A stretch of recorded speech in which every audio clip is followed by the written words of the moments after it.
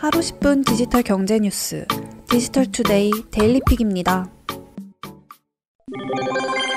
22일 이랜드그룹이 랜섬웨어 공격을 받아 NC백화점 등 오프라인 매장 절반가량이 운영을 일시 중단하는 상황이 벌어졌습니다. 랜섬웨어는 사용자 PC에 저장된 주요 문서들을 암호화한 뒤에 이를 풀어주는 대가로 돈을 요구하는데요. 돈을 주지 않으면 데이터를 복구하기가 매우 어렵습니다. 회사 측에 따르면 22일 새벽 이랜드그룹 사내 시스템이 랜섬웨어 공격을 받았고, 이로 인해 NC백화점과 뉴코아 아울렛 점포 50여 개 중 23개가 정상 영업이 힘든 것으로 파악됐습니다. 일부 매장에 전산 오류가 발생하면서 긴급 영업 중단 조치가 내려지기도 했습니다. 이랜드그룹은 현재 랜섬웨어 유통 경로 파악 및 복구 작업을 진행하고 있습니다. 경찰에 수사도 의뢰했죠. 올해 랜섬웨어 공격으로 인한 피해액은 전 세계 75억 달러, 약 9조 원을 넘어설 정도로 해가 갈수록 피해 규모가 커지고 있습니다.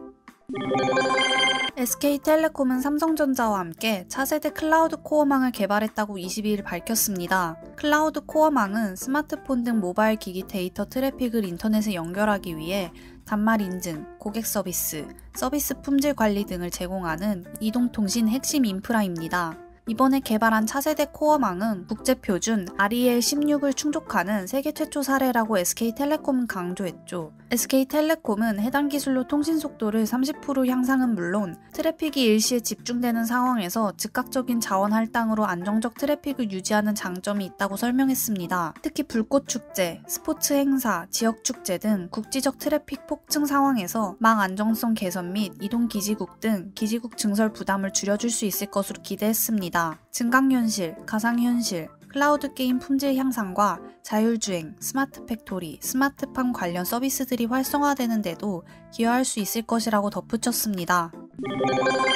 국토교통부가 자율주행차 시범운행지구 위원회를 열고 6개 지역을 자율주행차 시범운행지구로 최초 지정했다고 22일 밝혔습니다. 서울과 충북, 세종, 광주, 대구, 제주 등이 자율주행차 시범운행지구로 지정돼 앞으로 본격적인 자율주행 서비스 실증 사업이 진행됩니다. 시범운행지구는 자율주행 서비스의 실증을 지원하기 위한 규제 특례지구죠. 서울 상암동에서는 6.2제곱킬로미터 범위에서 디지털 미디어시티역과 상업, 주거, 공원 지역을 오가는 셔틀 서비스가 운행됩니다. 충북과 세종은 오송역과 세종터미널 약 22.4km 구간을 운행하는 간선 급행버스 셔틀 서비스를 선보입니다. 광주에서는 자율주행 노면 청소차, 폐기물 수거차 서비스를, 대구에서는 셔틀 서비스와 수요응답형 택시 서비스를 실증에 나섭니다. 제주에서는 공항 픽업 셔틀이 제주공항과 중문관광단지를 오가게 됩니다.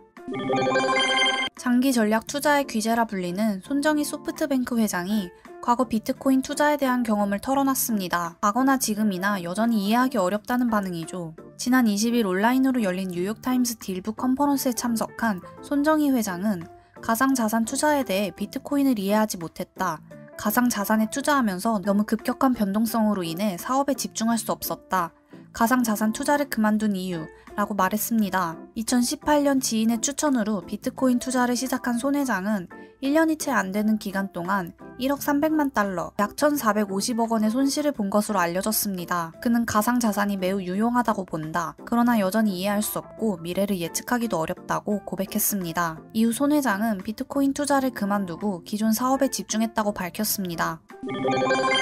정부가 코로나19 확산세가 거세지고 있는 수도권의 사회적 거리두기 단계를 오는 24일 0시부터 2단계로 격상하기로 했습니다. 이번 조치는 12월 7일 밤 12시까지 2주간 적용됩니다. 중앙재난안전대책본부는 22일 정례 브리핑을 통해 코로나19의 급속한 감염 확산 양상을 고려해 24일부터 수도권은 2단계, 호남권은 1.5단계로 각각 격상한다고 밝혔습니다. 정부는 당초 1.5단계를 2주간 적용하기로 했으나 최근 신규 확진자가 5일 연속 300명대로 나오는 등 예상보다 3차 유행이 빨리 진행되자 서둘러 2단계 상향을 결정했습니다. 이와 관련해 박 1차장은 12월 3일로 예정된 수능시험 전에 확진자 증가 추세를 반전시키고 겨울철 대유행을 선제적으로 차단하기 위한 것이라고 배경을 설명했죠. 정부는 수도권과 호남권의 상황이 심상치 않은 것으로 판단하고 있습니다.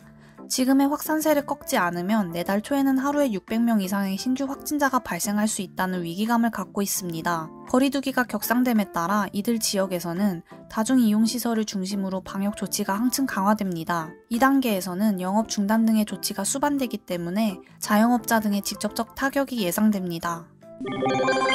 은행권이 다음 주부터 1억 원을 웃돌거나 연소득의 200%를 초과하는 신용대출을 본격적으로 막습니다. 금융당국이 연소득 8천만 원이 넘는 고소득자의 1억 원 초과 신용대출에 대한 총 부채원리금 상환 비율 40% 규제를 30일부터 실행한다고 예고했지만 당국 규제 시점보다 약 일주일이나 앞서 은행들이 스스로 조이기에 나서는 것입니다. KB국민은행, 우리은행, NH농협은행 등이 1억 원 초과 신용 대출에 대한 규제를 30일보다 앞서 다음 주 중 실행할 예정입니다. 이전에는 예를 들어 전문직 대상 슈퍼프로로는 2억 원, 의사 대상 메디프로로는 2억 5천만 원 등 신용대출 상품별로 최대 한도를 적용했죠.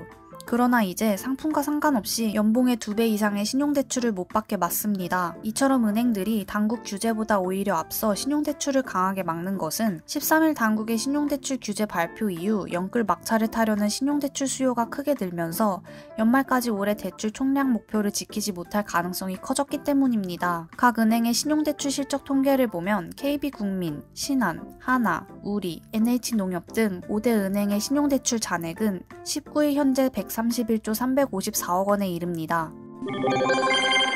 국내 최대 게임 축제 지스타 2020이 나흘간의 온라인 행사를 마치고 22일 막을 내렸습니다. 올해 지스타는 전 세계를 강타한 신종 코로나19 여파로 16년 만에 처음 온라인으로 열렸습니다. 지스타 조직위에 따르면 트위치 지스타 TV 채널에는 행사 첫날 23만 693명이 접속했고 생방송 누적 시청자 수도 첫날 39만여 명에 달했습니다.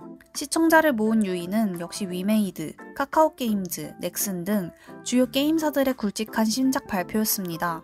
자체 e스포츠 대회도 개최됐습니다. 18일 개관한 부산 e스포츠 경기장에서 20에서 21일 지스타컵 2020이 열렸습니다. 22일에는 백스코 특설 무대에서 게임 코스프레 어워즈도 열렸습니다. 코로나19 탓에 코스프레 행사에 목말랐던 코스프레 팬 5천여 명이 생방송을 시청했죠. 숫자로 보면 작년에 버금가는 규모의 게임 팬이 온라인 행사를 방문해 한국 게임 산업의 저력을 보여줬다는 평입니다. 문제는 내년이죠. 지스타 조직위와 부산시의 계약이 올해로 만료됐습니다. 지스타는 2005년에서 2008년 일산에서 열렸고 2009년에는 12년째 부산에서 열렸습니다. 영화, 게임 등 문화 콘텐츠 산업에 관심이 큰 부산시가 지스타와 재계약할 가능성도 작지 않습니다. 한 게임사 관계자는 지스타 조직위가 올해 행사가 남긴 점을 꼼꼼히 검토해 내년 행사 방식을 최대한 빨리 결정할 필요가 있다며 내년에 올해와 비슷한 수준의 행사가 열리면 게임 팬들조차 등을 돌릴 수 있다고 쓴소리를 전했습니다. 행복한 하루 디지털투데이였습니다.